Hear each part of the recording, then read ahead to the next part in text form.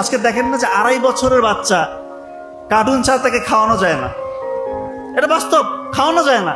5 বছরের বাচ্চা ঠিকমতো কথা বলতে পারতেছে না, তার যে ল্যাঙ্গুয়েজের যে ডেভেলপমেন্ট সেটা হচ্ছে না। বিজ্ঞানীরা পরীক্ষা করে দেখেছে, নেদারল্যান্ডের এবং চায়নার কয়েকটা বিজ্ঞানাগারে কয়েক হাজার স্টুডেন্টের উপর পরীক্ষা করে দেখেছে যারা কার্টুন দেখে।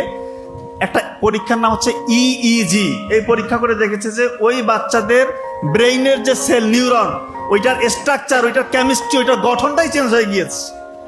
মারাত্মক ব্যাপার, গঠনটাই চেঞ্জ হয়ে গিয়েছে এবং ব্রেইনের মধ্যে নতুন নতুন মিউটেশনের মাধ্যমে নতুন নতুন খারাপ কোষ, খারাপ টিউমার, ক্যান্সারের দিকে ব্রেইনটাকে ধাবিত করতেছে।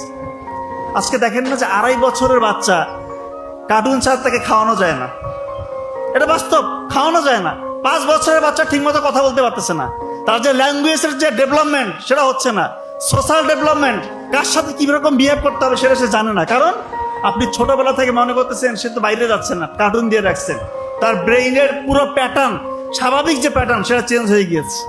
এটাই সত্যি, এটা বাস্তব। এই কাজটা দয়া করে করবেন না।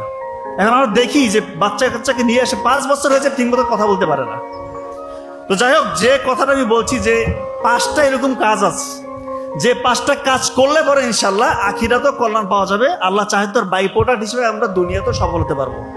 1 নাম্বার কাজ, এটা আমি যদি সময় পাই ইনশাল্লাহ পরে ব্যাখ্যা করবো, তবে এটাই বলে রাখছি, কোরআন রিসার্চ করতে হবে, কোরআনে বেশি বেশি সময় দিতে হবে, কোরআন নিয়ে গবেষণা করতে হবে। সেটা কিভাবে করতে হবে আমি আমার দিক থেকে একটু বলার চেষ্টা করবো যদি সময় হয় ইনশাল্লাহ। 2 নাম্বার, রাতের ঘুমটা আগে ঘুমাতে হবে।